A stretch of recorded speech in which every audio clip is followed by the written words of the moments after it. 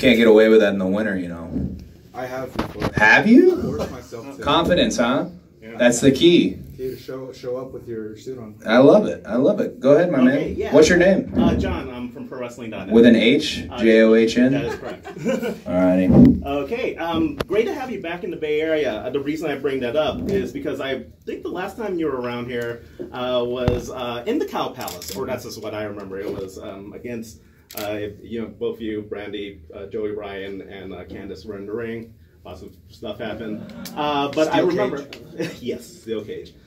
So how is it being back? Because I remember you mentioning several times how important it is to wrestle in the Cow Palace and in the Bay Area for you. Well, I mean, wrestling historians will tell you how important this area is.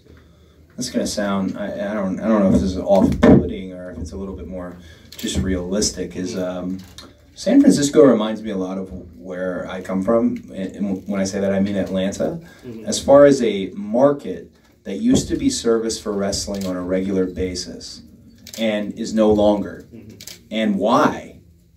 I don't understand, because San Francisco is great. Mm-hmm. And the Cow Palace is great. Daly City, all that. I mean, if you take a look at All Pro Wrestling, that's what we were talking about. All Pro Wrestling is, when everybody asks me, you know, what are your top four? I can tell you it's in the top four. That's why I kept going. It reminds me a lot of Atlanta, and it reminds me of, I hope in 5 years, if we're having this conversation again, the place is just busting with action, because it deserves it. This is, Ray Stevens. I asked Dusty Rhodes and I asked Ric Flair who their favorite wrestler of all time is, and they both literally told me Ray Stevens.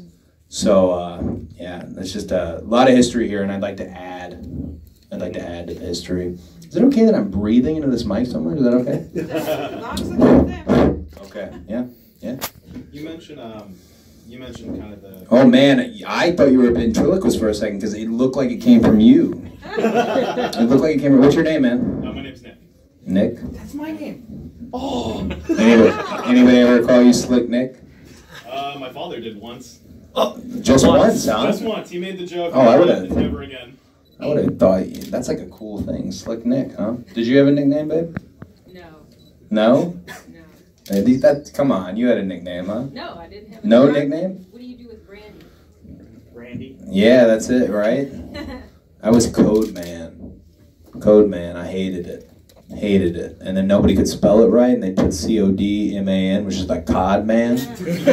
like I'm a fisherman or something. You had a question, right? I did. Yeah. So you talk about making history here in the Bay Area. So this match could have implications with the leader of Bullet Club. So what does Bullet Club mean to you? Either the name itself, the logo itself, or overall as a product, what does it mean to you? I hate this term, but it's genuine opportunity. But also I've taken kind of a adversarial slant towards the Bullet Club, and here's why. Slapping Bullet Club on your gear and that beautiful Bullet Club music, all that stuff, that should be a portion of your identity. A portion, not your entire identity. If you're just in the Bullet Club, well, basically you're just saying, well, I was second to, Finn Balor, and I was second to AJ Styles, and now you'd be saying I was second to Kenny Omega. When I was asked to join the Bullet Club, I wanted to make sure I joined the Bullet Club, and I added my brand, I added my identity to it, and that's why I fell in with the likes of Matt Nick, Kenny, Hangman, Marty, and that being the elite type crew, because that's a small portion of everybody's identity. Everybody wants to keep going, and they're very proud of it. I love it. I think, if I really think about when they asked me to do it, it didn't fit at all. And now it's, I feel like, very fitting. You mentioned the sort of the smoke and mirrors. Whoa, I know you. Buddy. Are you Baby Huey or I'm is he Bimbo Baby? Jimbo. You're You Bimbo named me, Jimbo. Speaking of identities. We did an interview, we've done many interviews. You did one of the longer Stardust interviews, yes, huh? sir. Yeah, but so this one won't be. You guys were getting ready to move, so this won't be near as entertaining. No. Did we mind meld? We did. We docked. Oh, it was incredible. Man. Wow. What the? Oh God. Okay. What the hell was I thinking? Did I read your mind? You did. All bad things. Stardust had them powers, man. He did. What's your question, bud? You were talking about sort of the smoke and mirrors and the wrestling media and stuff like that, maybe some of the criticism you face. Do you sort of, I mean, just this rise that you've had and all this success, do you take sort of special pride in proving those people wrong and sort of anything like that? Get a little bit extra something going for that? Well, I think we don't like to be negative, right? I think it's real easy to do that, but it comes from a negative place. And if I've learned anything in the last just 6 months, is please your base, your core fans who are on the bandwagon. They're there, so service them. I think a real recipe for disaster for any wrestler or promoter, for that matter, is to try and please everyone. In this day and age, it seems very difficult versus pleasing the ones that are there. And you'll gain more, I think, actually, by doing that. I definitely get a smile on my face when I prove a critic wrong, or someone who's been criticized what I've done changes their tune. But it's not as good as when somebody comes up to you at an autograph signing and they've met you 100 times and they still wanted to meet you again like that. That's better. So I try to come at it from a standpoint of positivity, unless I'm just smashed, and then it's pretty negative. But I save that for the weekends. I don't know, but I try to come at it from a standpoint of positivity for sure. Cody, what made you change your hair color back? You want to answer that one? A recent business endeavor has made him change his hair back.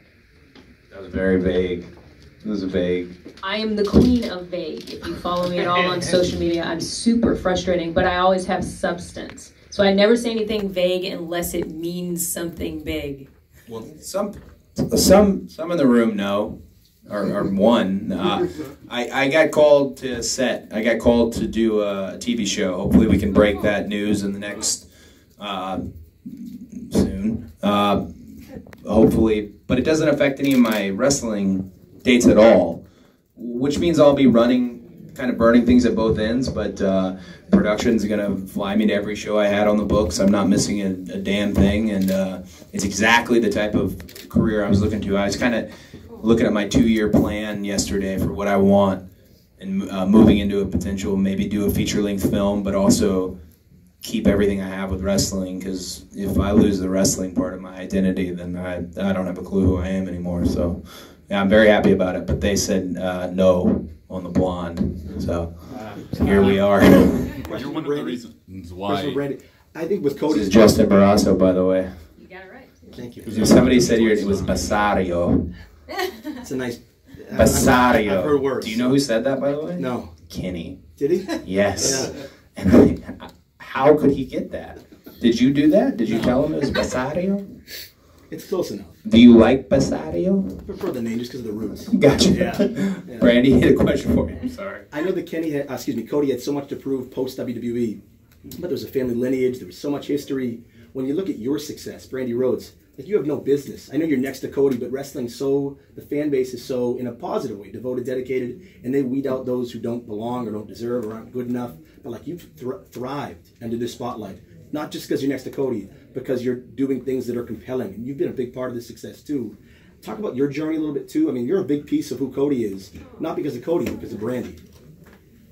Well, first, can you just draft all of that in a tweet, and then I'll retweet that for everybody who doesn't agree with you? I'll try, yeah. Well, thank you. That's very nice of you. I think we are business-minded alike in that we don't, a lot of what he was saying with Bullet Club, the same is for me with Rhodes. It's not my whole identity. I have a lot to offer, and I'm confident in that in many ways, in the ring, out of the ring, at ringside. So I just continue to work on what I know I do best, and he works on what he knows he does best, and then sometimes those things come together and they're great. But I've learned early, when, like you said, when you try to do too much for too many different people, there's no way to please everybody. I know that in wrestling, what's important to me is I have to like it, and a lot of people don't. But a ton of people do, and they see the vision, they appreciate it, and they see the work, and that's worth so much more than one person who just isn't going to like anything I do because they're just not going to like what I do in general. Is so Wrestle Kingdom the highlight, or something you did in the ring? Well, Wrestle Kingdom definitely is one of my highlights. One of my biggest highlights was wrestling myself at Hurricane Hall, and then my collarbone was broken, I think 2 days later, so that kind of sullied that for me a little bit, but it still was, that was my best in-ring day ever. Show them the medal. No, we're not going to do that. There's the x-rays online. How's your shoulder holding up right now? My shoulder is completely healed. It has the metal plate in it, so eventually that's going to come out, which I kind of wanted to keep that because I thought that was cool, but I'm very bony up here, so it sticks out, and it's not for everyone. But yeah, I'm healed, so when the worthy occasion arises, I'll be back in the ring. You've been responsible for part of the resurgence of the indie scene and building it back up to where people actually give it the credibility that it hasn't seen in quite a while. How does that feel to be the face of this when Colt Cabana has been out there for a while, Kenny, yourself, and the resurgence of essentially the territories? Ooh, loaded. Loaded question. And territories is such a scary word.